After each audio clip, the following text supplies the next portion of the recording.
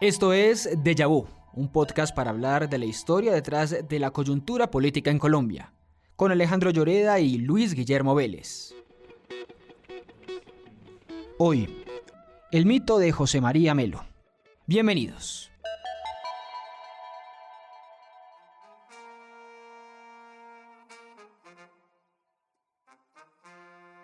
El general José María Melo fue el último oficial del Ejército Libertador. Encabezó la insurrección de los artesanos y fue el primer presidente indígena y progresista de Colombia.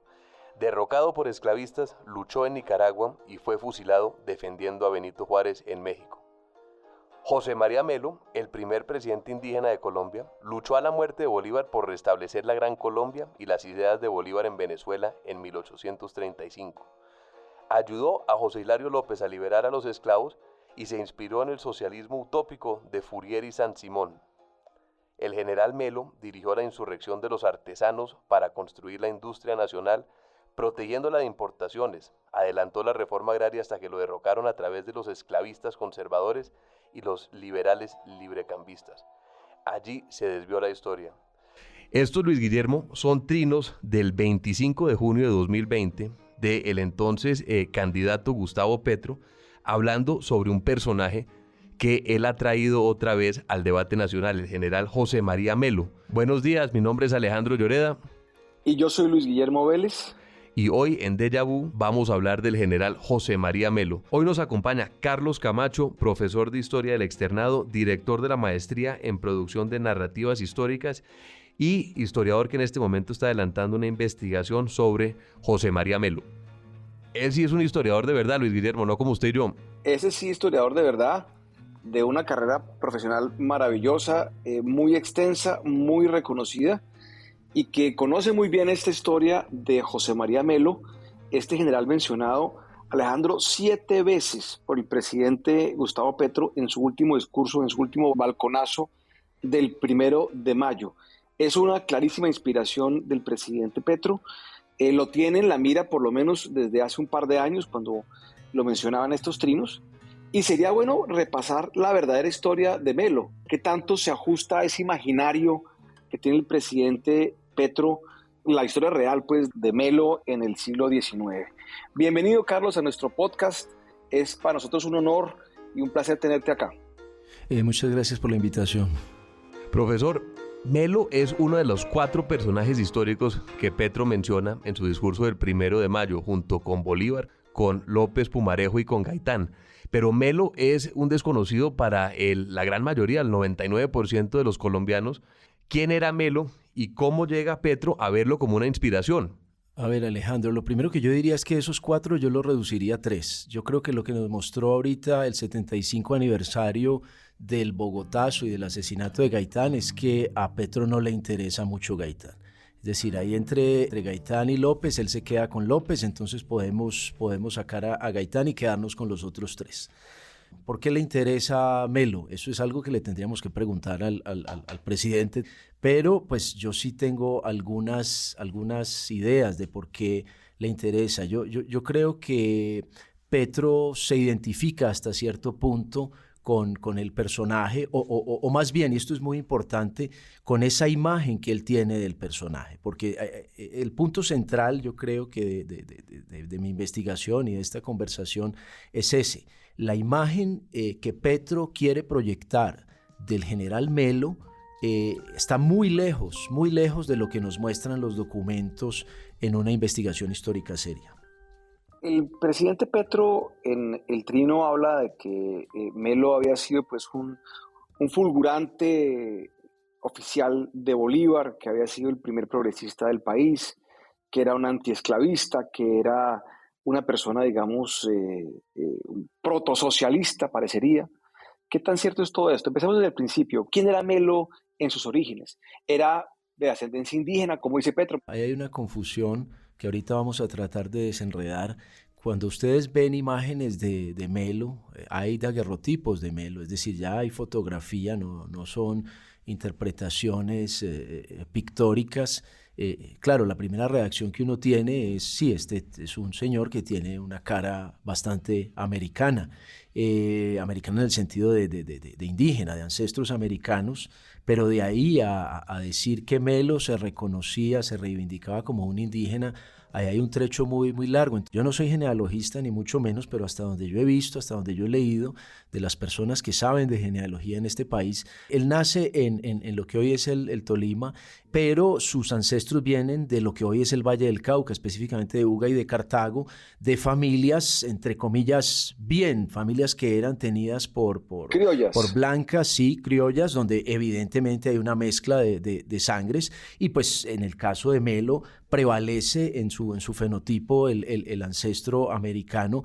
pero eso no quiere decir que él se identificara como indígena, y yo me pregunto si en su época él era visto como indígena. Es una pregunta que yo no sabría responder en este momento.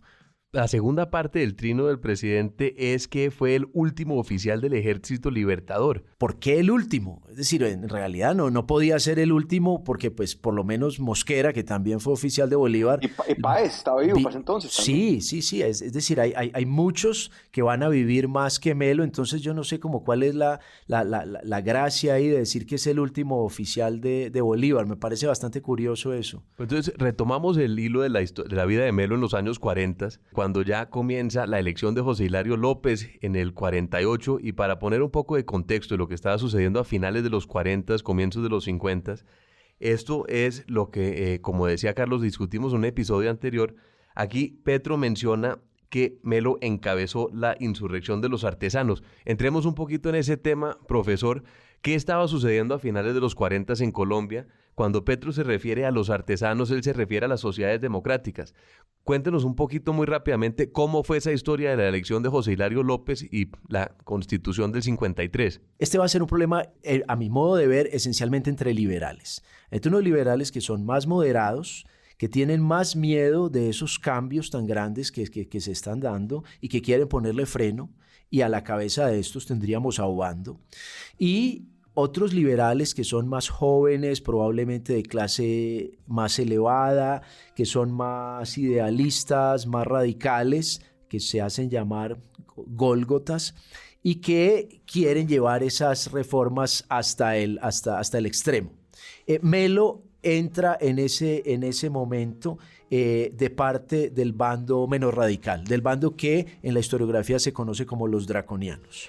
A mí esto es de esos puntos que a mí realmente me sorprenden muchísimo y creo que hay que resaltarlo, y es cómo en Colombia, en este pequeño, lejanísimo rincón del mundo occidental, se estaban llevando a cabo reformas democráticas, hay que decirlo así, progresistas, que dejaban empañar lo que estaba ocurriendo en Europa. O sea, las revoluciones europeas, gobiernos muy al estilo del que se estaba implementando en la Nueva Granada, y el contexto me parece a mí pues, de un progresismo que no se puede desconocer actualmente. Efectivamente, aquí sí hubo unos cambios gigantescos en un periodo muy corto de tiempo, y yo creo que si metemos el episodio de Melo y el golpe del 54, a mí me parece que en lugar de ser una cuestión progresista es todo lo contrario, es una cuestión retardataria que lo que quiere es frenar ese ritmo de cambios, empezando por un tema gigantesco, y aquí volvemos a la cuestión historiográfica, a los debates entre historiadores,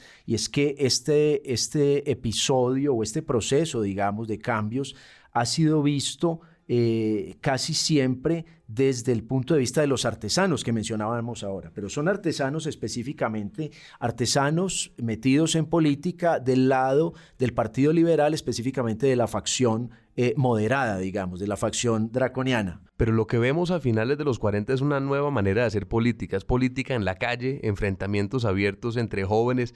Esto eran las famosas peleas entre los guaches y los cachacos, que eran los que usaban chaqueta, y comienza a haber una participación ya más abierta, una participación más popular, más social de la política en la calle, y esto genera una efervescencia que lleva a la Constitución del 53. Toca recordar que cuando eligen a José Hilario López, habían enfrentamientos en la calle afuera del Congreso. Uno de los conservadores vota y dice: yo voto por José Hilario López para que no asesinen al Congreso. La política había llegado a un punto de crispación, de polarización, que era algo nuevo en la República en ese momento. estos otros episodios de luchas callejeras, de problemas entre la gente de Ruana y la gente de Casaca, que escribe de manera muy, muy elegante José María Cordovez Moure en sus reminiscencias de Santa Fe y Bogotá, estos episodios empiezan con el gobierno de Obando. Es decir, vamos a tener un primer gobierno que es del 49 al 53, el de José Hilario López, y en el 53 vamos a tener a Obando, que ya está con otra tónica, ya tiene miedo de que ese ritmo de reformas siga, y es ahí donde Bogotá, y esta es una parte que yo no sé si la gente la conoce bien, esta es una historia también urbana y una historia de pelea entre barrios, y el límite, la frontera no invisible, como decimos ahora, sino muy visible, es el río San Francisco, creo que es el que está tapado ahora por la Jiménez. Bueno, ustedes son bogotanos, sabrán más de esto que yo, pero ese límite es entre los barrios de Las Nieves y el barrio de la Catedral. Y en Las Nieves es donde va a estar el movimiento, ahí va a vivir Melo, ahí va a estar el cuartel de caballería en lo que hoy es el edificio del Banco de la República. Una cosa curiosa, ahí va a vivir Obando también. Obando no va a vivir en la Catedral, donde sería como más elitista. Uno esperaría. Exacto, un poco más que Las Nieves. Las Nieves era un barrio, estaba más del lado de una clase intermedia y de clases bajas que cualquier otra cosa. Y estas peleas van a tener lugar yo diría que en los meses que van de abril a diciembre del año 53, antes de los episodios que van a dar lugar al golpe de Estado propiamente dicho. ¿Cuál era la agenda económica de los artesanos? Ellos eran proteccionistas. ¿Eso qué quiere decir? Como les dije, las reformas empiezan con Mosquera y con su ministro de Hacienda, secretario de Hacienda en ese momento, Florentino González. Ellos quieren abrir el comercio, dejar que entren productos importados mucho más fácil, y desde luego eso va a asustar a las personas que van a estar fabricando, sí, esos sobre todo textiles, ¿no? Sobre todo ropa, porque van a sentir que llega una competencia. Entonces, eso es un hecho. Petro tiene muy claro este debate económico de mediados del siglo XIX entre proteccionismo y apertura, que es algo que incluso se está repitiendo hoy. Sí. Yo creo que esa es una de las razones por las cuales a él le interesa esta historia, al menos así como él la entiende. Y efectivamente, yo quitaría toda esa retórica que él le mete, pero efectivamente sí hay un miedo, y ya sabemos los historiadores que el miedo puede ser un motor de acción, de masas. Entonces, por ese lado no creo que esté tan perdido. Lo que a mí sí me parece ya más problemático es hacer una relación de causalidad directa entre ese miedo con hacer de Melo el adalid de estos artesanos y el hombre pues que va a reindustrializar el país. Claro, o a cerrar las fronteras para que no llegue esa competencia. Yo ese paso sí no lo voy a dar porque no lo puedo dar. Me parece muy interesante esto que dice Carlos de llega Obando y Obando dice, bueno, hay que ponerle un poco de freno a esto para darle un poco más como de cuerpo antes de seguir con esta cosa tan radical. Y es que hay un miedo gigantesco, no solo de parte de los artesanos, por lo que ya acabamos de mencionar, sino también de los militares. Porque una de las medidas que se intentó hacer aprobar, yo creo que eso fue en el 52, 53, era la eliminación total del ejército. ¿Y qué pasa en ese caso con Melo? Vamos a una pausa y a la vuelta volvemos a retomar ya el golpe propiamente dicho. Muchas gracias. Hola, soy Juanita León, directora de La Silla Vacía. Decidimos reflexionar sobre los próximos 10 años con quienes lo han pensado. En un país que vive anclado en sus lastres del pasado, nos pareció que era una buena excusa para pensar en el largo plazo. Los invito a que se suscriban a nuestro podcast El Futuro del Futuro, donde trataremos de anticipar cómo cambiará el mundo en el que vivimos. Bienvenidos. Carlos, entonces ya teníamos más o menos descrita la escena de 1854 a principios del año. Habían disputas entre los gólgotas y draconianos, también el Partido Conservador. Ya hemos hablado también de los artesanos. ¿Qué pasa en abril de este año? ¿Qué provoca el golpe del 17 de abril? Aquí hay muchos elementos. Mire, primero nos tendríamos que volver un poco a finales del 53. Hay unas elecciones. Por primera vez el voto es universal masculino y estas elecciones resultan siendo nocivas para el gobierno porque antes el gobierno estaba acostumbrado a poner a sus fichas, digamos, en los diferentes puestos, sobre todo en las de gobernadores. Y a partir de esta elección, estos cargos van a ser de elección popular, entonces ya va a ser mucho más difícil controlar lo que llamaríamos hoy las regiones. Entonces vamos a tener ahí un motivo de incomodidad muy grande para el Ejecutivo, para el presidente Obando. A esto tenemos que empezar a sumarle varias cosas. Está desde luego el descontento de los artesanos ya, pero es un factor más entre muchos. Hay una carestía, yo no sé si ese elemento se ha tenido suficientemente en cuenta. Eso lo dice muy claramente José Manuel Restrepo en su diario. Los precios suben y suben y suben, no se encuentra una explicación. Sí, y eso causa un malestar gigantesco entre la gente y crea un caldo de cultivo para que pasen cosas como la que terminó pasando. Fuera de eso, siguen los intentos de reducir el tamaño del ejército. No se pudo acabar con el ejército, eso no queda consignado en la Constitución del 53. Sin embargo, siguen los intentos por reducir el ejército a un tamaño mínimo. Y fuera de eso, hay unos problemas casi que personales contra Melo. Hay unos congresistas que no lo quieren por razones pues que son muy variadas y que no tenemos tiempo de exponer acá, pero a él le están pidiendo cuentas porque parece que hay como un caso de corrupción en unos dineros que él se gastó en el cuartel de caballería donde él vivía. Entonces aquí tenemos una serie de factores que se empiezan a unir y uno que es muy importante y es esta acusación que se le hace a Melo de haber asesinado a un subordinado suyo. Hay una parada militar en la cual el ejército que está destacado en Bogotá quiere mostrar su lealtad al presidente. Al final de esa parada, el presidente ofrece una especie de cena o de cóctel y a la salida Melo se devuelve al cuartel y en unos hechos que son confusos termina herido de muerte un subordinado suyo. Entonces, a partir de ese momento, desde esa misma noche, del 1 al 2 de enero de 1854, va a circular un rumor por todo Bogotá y es que Melo mató al cabo Pedro Ramón Quirós. Y eso también va a tener mucho que ver con el golpe y esto va a sumarse a toda esta serie de motivos, de causas que van a dar lugar al golpe del 17 de abril. Claro. ¿Qué pasa el 17 de abril? ¿Qué es lo que detona toda este putsch, como dirían, de Melo? Es un autogolpe en realidad. Y hay un punto que a mí me parece que no es despreciable y es que el 17 de abril, el día del golpe, Melo estaba citado en el Senado o en la Cámara, no recuerdo en cuál de las dos, a dar cuentas de esos dineros que supuestamente se habían extraviado. Entonces no me parece que sea irrelevante ese detalle de que el golpe se da el día en que a Melo le están pidiendo cuentas en el Congreso. Que probablemente hubiera acabado pues en una destitución de alguna naturaleza, ¿no? Es muy probable, claro, es muy probable porque si no era por el lado de estos escándalos de corrupción, digamos, que no sé qué tan bien sustentados estaban, la verdad no lo sé, hubiera sido por el otro lado, por el caso del asesinato del cabo Quirós, que hasta donde yo he podido ver, es muy probable que Melo sí hubiera matado al cabo Quirós. Melo da un autogolpe a favor de Obando, claro. ¿Y Obando se atortona? Claro, se me olvidaba la cuestión del autogolpe. El que está en el poder, eso es muy importante tenerlo en cuenta, es Obando, no es Melo. El presidente es Obando, Melo es lo que llamaríamos en el mundo militar latinoamericano, es su hombre de confianza. Es un tipo de militar en el cual se puede confiar, pero no mucho en este caso, porque creo que hasta donde yo he visto, Obando sí estaba al tanto de que había unos preparativos de dar un golpe, un autogolpe para atornillarlo a él en el poder. Pero Obando... A él es a Obando. A Obando, claro.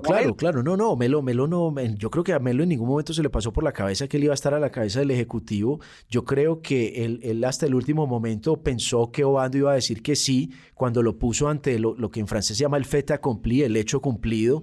Pero Obando o no estaba preparado o dudó a última hora, pero Obando no se decidió y pues en un caso de esos, obviamente que eso no tiene reversa. Es decir, después de dado el golpe, ya alguien tiene que tomar las riendas del poder y ese es Melo. Y ahí es donde yo empiezo a preguntarme, pues el cuento este de que fue presidente, pues yo no sé si tal vez, yo no soy constitucionalista, habría que mirar a ver cómo son esos detalles legales, pero no parecería.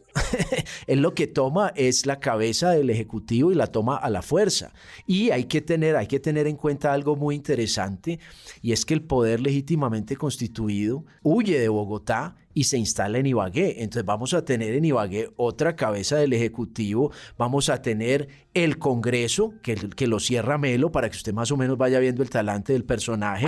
Y una cosa muy interesante es que vamos a tener... el vicepresidente también se va, ¿no? Sí, se va todo el que se puede volar, se vuela. Los que se pueden volar rápido, se vuelan rápido. Unos se esconden en las legaciones de Estados Unidos, de Inglaterra, y se van volando de a poquitos y se terminan reuniendo en Ibagué. Y en Ibagué empieza a sesionar el Congreso, y lo que quería decir es que es un momento muy interesante porque se publican en paralelo 2 gacetas oficiales. La que queda en Bogotá, que uno ya no sabe si es la oficial o no es la oficial, y la que se publica en Ibagué. Entonces es muy interesante comparar, hacer un paralelo entre lo que dicen los que se quedaron en Bogotá y lo que dicen los que se fueron para Ibagué. Entonces, eso de que fue presidente, a mí me parece que pues yo por lo menos me preguntaría qué tan cierto es.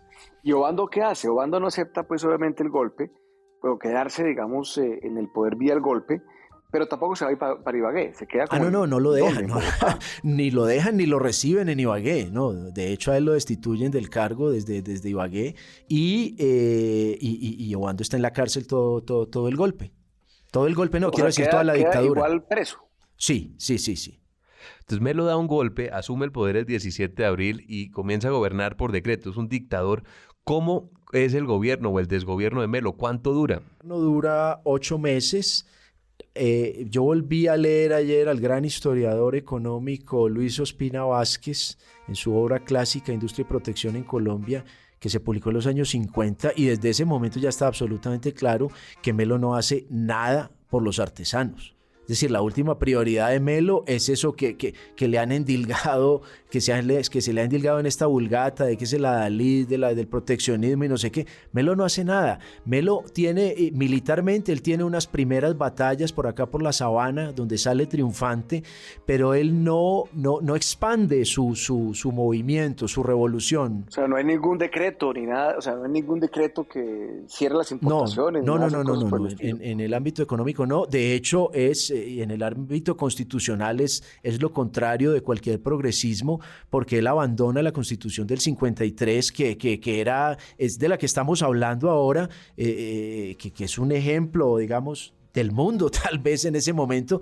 De hecho, el cuento ese de que Víctor Hugo dijo que era una constitución para ángeles, la del 63, yo no he visto referencias claras sobre eso, pero José María Cordovez Moure sí dice que Lord Palmerston dijo de la Constitución de 1853, ojo, no de la del 63, dijo más o menos eso, que era una constitución para ángeles por allá en el cielo. Entonces, abandona esta constitución súper progresista y retoma la del 43, que era todo lo contrario. Entonces, otro ejemplo de que Melo no es el tal progresista que nos están vendiendo. Carlos, volvamos a Ibagué. Entonces, en Ibagué, el gobierno, digamos que se diría legítimo, o que era legítimo, empieza a ver cómo derrota o saca a este dictador del poder. Los liberales y los conservadores, que habían sido enemigos tradicionales, se unen, y eso también forma parte como de esta narrativa de Petro, el presidente Petro, donde dice que la oligarquía se une y tumba a Melo. ¿Qué es lo que pasa exactamente? O sea, ¿cómo cae Melo? Ahí Petro sí, hasta cierto punto, no es que a mí me guste mucho utilizar ese término oligarquía, pero si lo vamos a entender como los pocos que tienen el poder, digamos como las capas más altas, sociales, económicas, políticas de la sociedad, yo creo que eso sí es cierto en la medida en que cuando Obando le dice que no a Melo Melo se queda con puros segundones. Ningún personaje de primera línea, de primer orden nacional, va a ser parte del gobierno de Melo, de ningún partido. Entonces, todos estos señores de primer orden, iba a decir de primera línea, pero no, eso es otra cosa, digamos, de primer nivel, liberales, conservadores, liberales del extremo y del centro, todos se unen. Gólgotas, draconianos, todos. Sí, sí y terminan derrocando a Melo relativamente rápido y relativamente fácil, con lo que yo sí no estoy de acuerdo para nada con el presidente Petro, es cuando él dice que eran unos esclavistas. La esclavitud ya había sido abolida, sí, probablemente algunos de ellos habían sido esclavistas, eso nadie lo puede negar, pero ese cuento de que, es decir, da a entender algo así como que estos señores van como a restablecer la esclavitud, que se van a devolver en el tiempo, eso sí me parece que es un poco traído de los cabellos. Entonces derrocan a Melo en diciembre, ¿y qué pasa? ¿Qué pasa después del golpe? ¿Lo juzgan? ¿Cómo termina él en Centroamérica? Melo tiene varios problemas. El primero de ellos es la cuestión del asesinato del Cabo, que no se le ha olvidado a sus enemigos, y vuelve y empieza la investigación por el asesinato del Cabo Quirós, por un lado. Lo van a tratar de juzgar también por haber dado el golpe. Entonces él va a estar, digamos, en una situación supremamente empapelado, una situación de la que es muy difícil salirse. Lo van a tener en esas como hasta el mes de septiembre, octubre del año 55 ya. Y en un momento dado va a haber como una especie de tregua en la cual Melo ve que puede irse, pero sabe que se tiene que ir rápido. Y Melo básicamente sale corriendo de Bogotá, llega a Honda, coge, yo no sé si es un vapor o se va remando, o alguna cosa, porque él sabe que tiene que irse rápido, y efectivamente yo encontré documentos que dicen desde Bogotá diciendo cójanlo, no lo dejen ir, que aquí todavía tiene unas cuentas pendientes, pero Melo logra irse, llega a Centroamérica, está en varios países, creo que en Costa Rica, en El Salvador, en Nicaragua. Volvemos a lo que habíamos dicho antes, ofreciendo sus servicios militares, porque es lo único que sabe hacer bien. Melo termina en México. O sea, es, como usted decía, está documentado seriamente que era un mercenario, o sea, que simplemente se ofrecía para defender al gobierno o a la revolución correspondiente. Yo, hasta donde yo he visto, yo creo que sí, y yo no sé, la pregunta es, de lo que está más documentado es su estadía en México, y él sirve en las fuerzas de Benito Juárez. Lo que habría que ver ahí es hasta qué punto la cuestión ideológica juega un papel ahí, si Melo se une a las fuerzas de Juárez porque cree en ese liberalismo en el cual no creía mucho aquí en Colombia, bueno, en lo que en ese entonces era Colombia, o si es que le ofrecieron más plata, o si es que fue los primeros que le ofrecieron trabajo estando allá en México. Es una pregunta que yo creo que habría que formular. Pero entonces Melo llega después de un periplo por Centroamérica, llega a México, se une al ejército de Benito Juárez. ¿Y qué sucede? ¿Cómo es la muerte de Melo en México? Eso sucede en Chiapas en 1860, ¿correcto? Es correcto, sí. Melo termina fusilado, lo agarra el enemigo, creo que estaba herido y lo fusilan herido. No recuerdo muy bien esos detalles. El punto interesante es que él muere en México y es enterrado en México. Y hay, como ustedes sabrán, cuando estuvo el presidente Petro en México, hubo unos acuerdos, y entre esos acuerdos un punto importante era repatriar los restos de Melo. Eso se hizo, yo creo que a principios de este año. Pero entonces Melo muere en México y nace el mito. ¿Cómo comienza el mito de Melo a convertirse, a ser apropiado políticamente por la izquierda, que es un tema muy interesante, porque Melo parece ser, o todo indica que era un general golpista del siglo XIX, tendría de pronto más en común con el general Ajúa o con los oficiales de la reserva que ahorita están hablando de defenestrar a Petro, que con los líderes socialistas o progresistas con los que Petro quiere asociarse. ¿Cómo termina Melo siendo un ícono para la izquierda? Gustavo Vargas Martínez publica en 1972 un libro en el cual Melo es el protagonista, y sobre todo su periplo mexicano. Yo creo que este libro es muy importante en esta mitología, llamémoslo así, alrededor de Melo, que se va a alejar muchísimo de lo que nos dicen las fuentes y la investigación rigurosa, y lo va a idealizar y va a hablar de un socialismo o de un protosocialismo en Colombia a mediados del siglo XIX. Y es muy interesante Vargas Martínez, porque Vargas Martínez también va a ser parte de la transformación de Bolívar en un ícono de la izquierda, y Vargas Martínez es, hasta donde yo entiendo, un personaje, él vivía en México, que le habla al oído a García Márquez cuando está escribiendo El General en su laberinto. Entonces yo creo que aquí hay una pieza muy importante que va a ser muy importante para el M-19 en su visión de la historia de Colombia, tanto de Bolívar, que ya todos lo sabemos, como de Melo, porque si ustedes leen las memorias de Petro, que yo no las he leído, pero un amigo sí me mandó unas capturas de pantalla mostrándome que Petro dice que desde que él estaba en el M-19 por allá a finales de los 70, principios de los 80, él ya estaba pensando en Melo. No, pero además creo que la cuadrilla guerrillera que monta en Zipaquirá se llama la José María Melo.